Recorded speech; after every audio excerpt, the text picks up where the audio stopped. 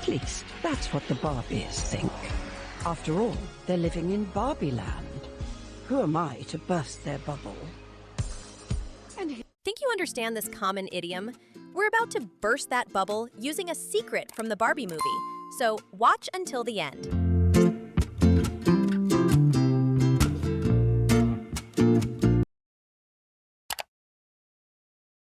Totally.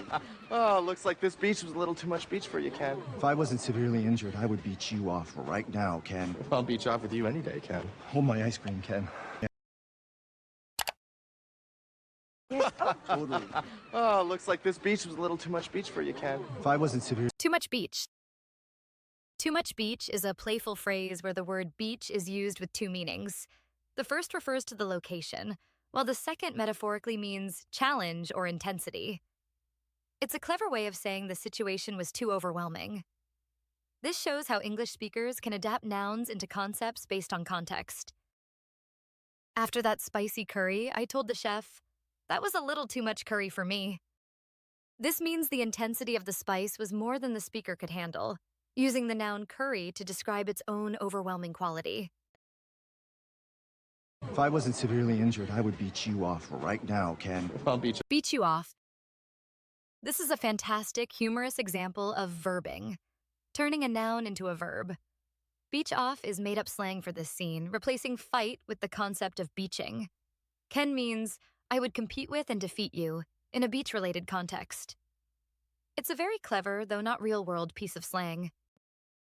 In a video game, a friend might jokingly say, "I'm going to totally controller you off in this next match." It shows how a noun, controller, can be playfully turned into a verb to mean outplay or beat, similar to how beach is used. Ken. I'll beach off with you any day, Ken. Hold my ice cream, Ken. Hold my... This is a humorous, family-friendly version of the famous idiom, hold my beer, which is said before someone does something daring or foolish. By saying hold my ice cream, Ken is signaling he's about to step up and accept a challenge. It's a fun twist on a very popular cultural phrase. One friend says, "No one can beat this level." The other replies, "Hold my soda," and picks up the controller. It expresses confidence and a willingness to take on a difficult challenge in a non-alcoholic context.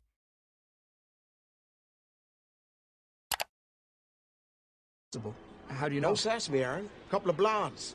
Answering to Barbie and Ken. Rollerblading in Santa Monica. We're gonna need Mattel's help landing the Eagle. Don't crap the bed, Aaron. Impossible. How do you know? No sesame, Aaron. Couple of blondes. To sass. To sass. Someone means to talk back to them disrespectfully or cheekily. It's an informal term often used by someone in a position of authority, like a parent or a boss. Here, the FBI agent is warning Aaron not to be impudent. It's a great piece of casual slang to express annoyance. The teenager sassed his mom when she asked him to clean his room, so he lost his phone privileges. It describes a situation where someone speaks rudely to an authority figure, resulting in a negative consequence. In Santa Monica. We're gonna need Mattel's help landing the Eagle. Don't crap the... Landing the eagle.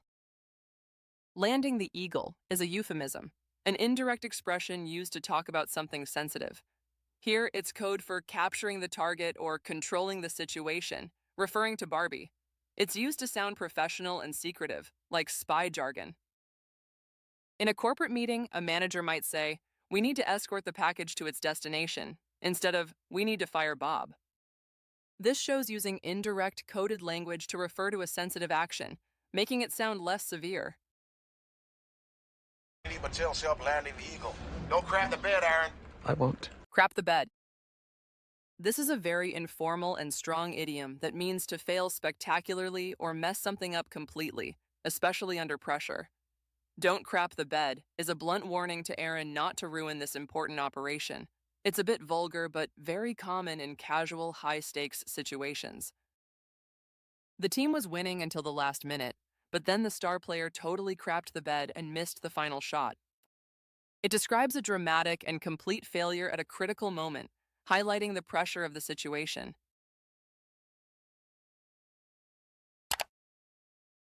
A lot of our people have PhDs. Isn't being a man enough? Actually, right now, it's kind of the opposite. You guys are clearly not doing patriarchy very well. No, no, we're doing it well. Yeah, we just hide it better now. And a lot of our people have PhDs. Isn't being a man enough? Actually, right now, it's kind of the... Isn't enough? This question format is used to express surprise or frustration that a certain quality or status isn't sufficient to get what one wants. Ken genuinely believed that his gender alone would grant him a position of power. This highlights his naive understanding of how the real world works. After being told he needed more experience, the candidate thought, "Isn't having a PhD enough?" It shows someone's frustration when a qualification they thought was very important is not sufficient on its own. We're doing it well. Yeah, we just hide it better now. Hide it better now. This is a cynical admission about modern society. The man is explaining that patriarchy hasn't disappeared. It has just become less obvious or more subtle. Hiding it better refers to systemic biases that are not as overt as they once were, but still exist beneath the surface of social norms. Some argue that discrimination hasn't vanished. Companies just hide it better in their hiring practices. It suggests that a negative system or behavior still exists, but it has become more concealed and harder to detect.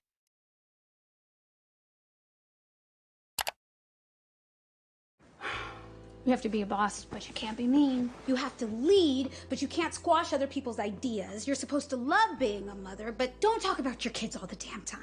You have to be a career woman, but you can't be mean. You have to lead, but you can't squash other people's ideas. You're supposed to Squash other people's ideas. To squash an idea means to forcefully reject or suppress it, often in a dismissive way. This phrase paints a vivid picture of crushing something flat. Gloria is explaining the difficult balance women in leadership must find. Being assertive without being seen as discouraging. The boss immediately squashed my proposal for a 4-day work week. It expresses that the idea was shut down completely and without consideration. love being a mother, but don't talk about your kids all the damn time. You have to be All the damn time. This is an emphatic and informal idiom used to mean constantly, or very frequently. Adding the word damn expresses frustration or annoyance. Gloria uses it to highlight the contradictory societal expectation for mothers to be devoted, but not to let motherhood dominate their identity in conversations. My neighbor plays loud music all the damn time, and it drives me crazy. It emphasizes the constant and frustrating nature of an action.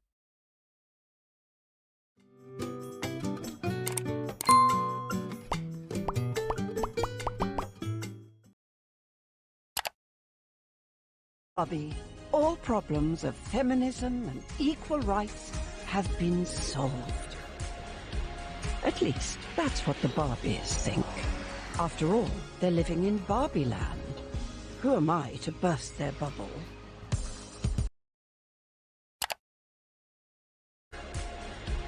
At least, that's what the Barbies think. After all... At least. The phrase "at least" is used here to introduce a partial truth or a limited perspective.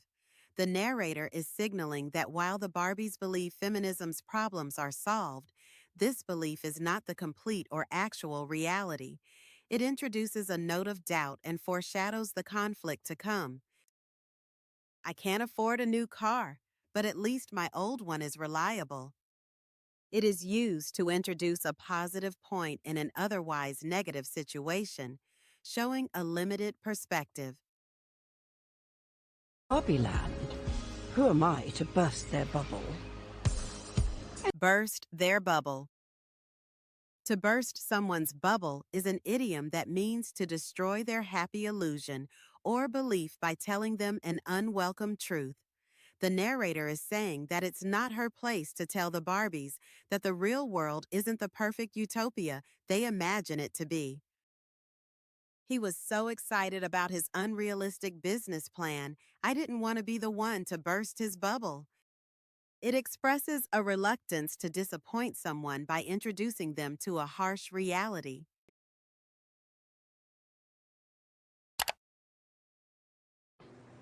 It's like I've been in a dream where I was somehow really invested in the Zack Snyder cut of Justice League. But what you said broke me out of it. Really? Really invested in the Zack Snyder cut of Justice League. The Zack Snyder cut of Justice League. This refers to the director's cut of the 2017 film Justice League. It became a massive pop culture phenomenon, with fans campaigning to see the director's original vision. By referencing it, writer Barbie is using a specific, contemporary example of a topic someone might become overly passionate about, showing how her mind was occupied by something trivial. Debating the Snyder Cut online became a full-time hobby for many film fans. It refers to the highly discussed and polarizing director's cut of a popular superhero movie. But what you said broke me out of it. Broke me out of it. This expression means to be freed from a state of mind, a routine, or a trance-like condition. It implies that the person was stuck in a certain way of thinking.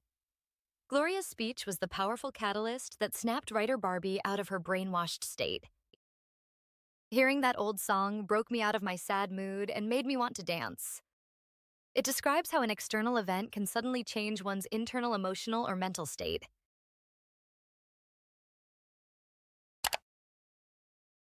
Building.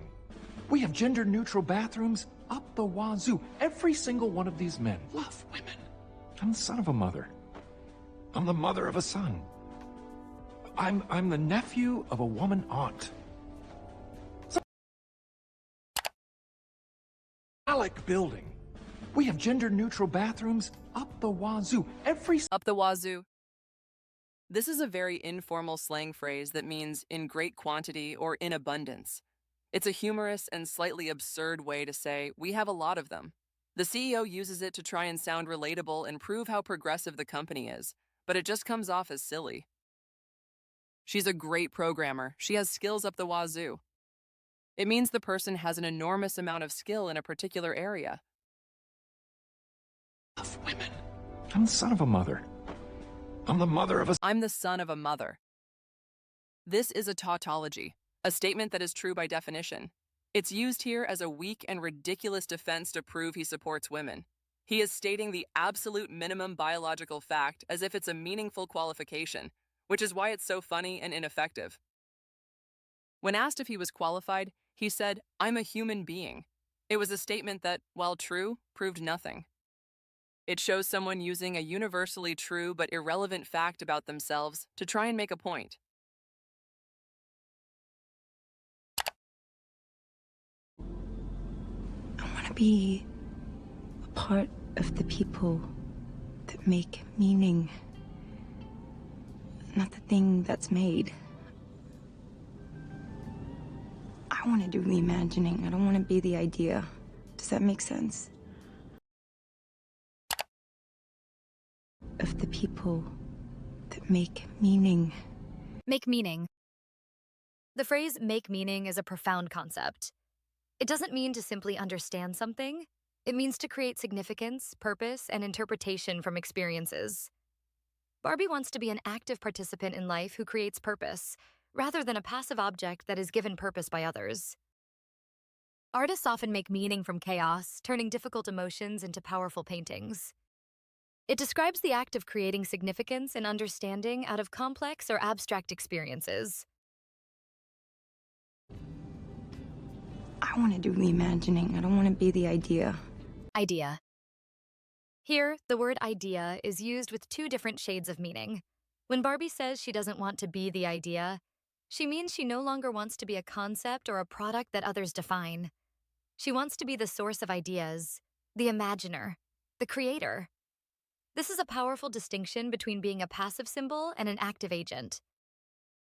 He was tired of being the idea of a perfect son and wanted to pursue his own passions. This shows idea being used to mean a concept or an expectation imposed by others. Hope you learned something cool today with English by Movie. Hit like, subscribe for more, and let's chat in the comments. Don't miss what's coming next. Bye for now.